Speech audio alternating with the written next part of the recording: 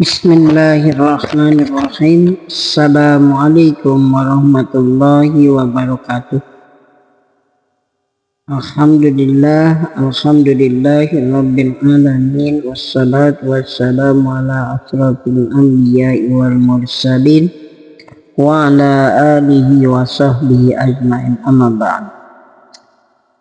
Alhamdulillah, puji syukur kehadirat Allah subhanahu wa ta'ala, yang mana pada kesempatan ini kita masih diberi kesempatan untuk memperbaiki diri.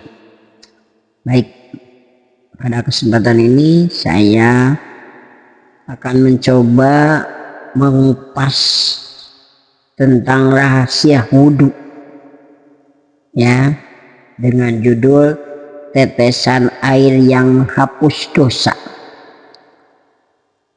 Pernah enggak kepikiran kenapa kita harus wudhu sebelum sholat? Kenapa harus wajah, tangan, kepala, dan kaki yang dibasuh? Apa enggak cukup cuci muka aja biar segar? Jawabannya ternyata jauh lebih dalam. Wudhu itu bukan sekedar bersih-bersih fisik.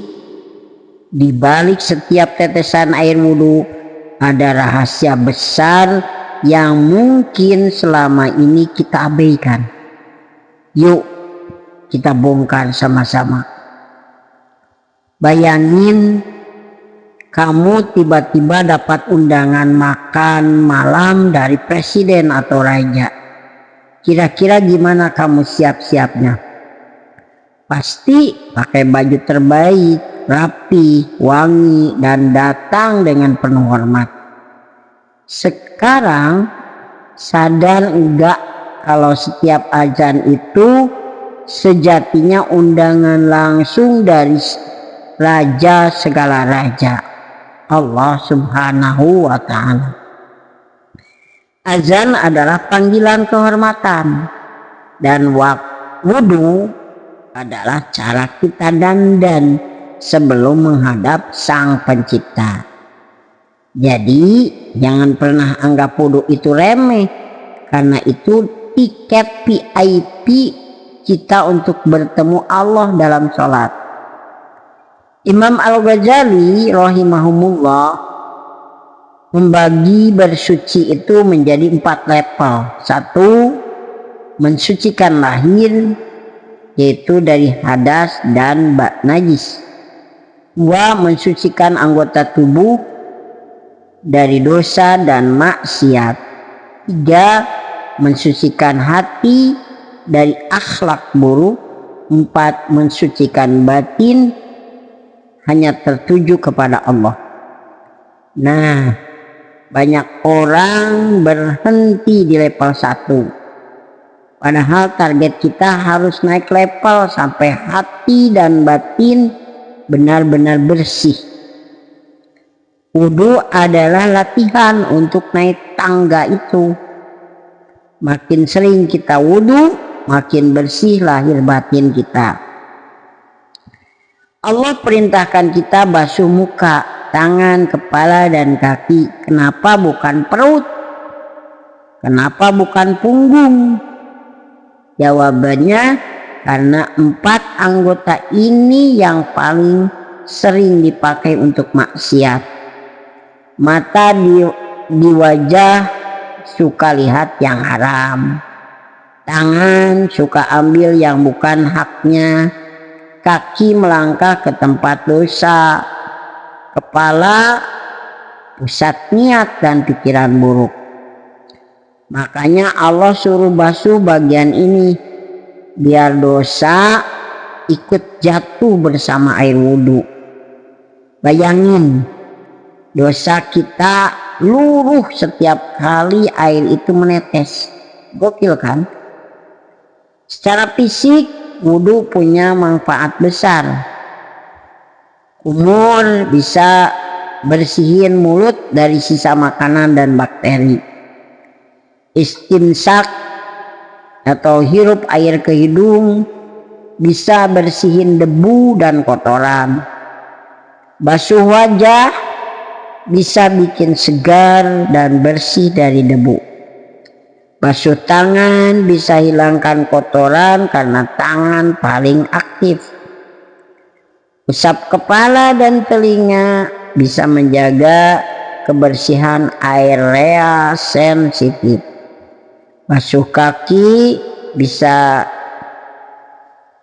karena kaki paling sering kena kotoran, jadi bisa membasuh kaki. Lihat, Islam udah ngajarin higienis ribuan tahun sebelum orang modern sadar pentingnya cuci tangan dan jaga kebersihan. Kalau tadi fisik, sekarang batin. Berkumur bisa membersihin lisan dari gibah.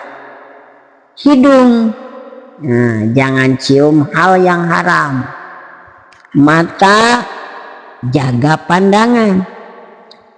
Telinga, jangan dengar gosip dan kebatilan. Tangan, jangan pukul, jangan curi. Kaki, jangan melangkah ke tempat dosa. Kepala, jaga pikiran tetap bersih. Jadi wudhu bukan sekadar basuh fisik, tapi juga simbol membersihkan dosa-dosa kita. Rasulullah Shallallahu Alaihi Wasallam bersabda, ketika seorang muslim berwudhu, dosa-dosanya ikut jatuh bersama air dari wajah, tangan, dan kakinya. Bayangin, dosa kecil yang kita lakukan tiap hari bisa dibersihkan hanya dengan wudhu. Kayak punya tombol reset untuk hati dan jiwa.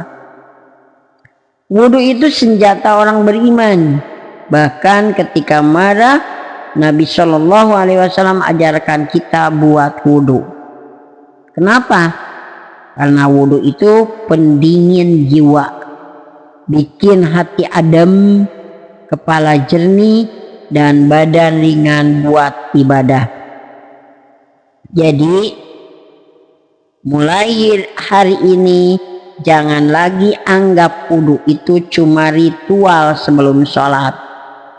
Setiap kali kamu basuh wajah, bayangin dosa-dosa penglihatanmu ikut luruh. Setiap kali kamu basuh tangan, bayangin kesalahanmu ikut terhapus. Setiap tetesan air wudhu sama juga dengan kesempatan baru untuk kembali suci. Pertanyaannya, sudahkah kita benar-benar menikmati indahnya wudhu? Atau selama ini cuma sekedar basah-basahan saja? Coba rasain wudhu berikutnya dengan hati. Insya Allah kamu bakal merasakan keajaiban yang selama ini tersembunyi. Wallahu a'lam. Mudah-mudahan bermanfaat. Wabillahi taufiq wal hidayah. Wassalamualaikum warahmatullahi wabarakatuh.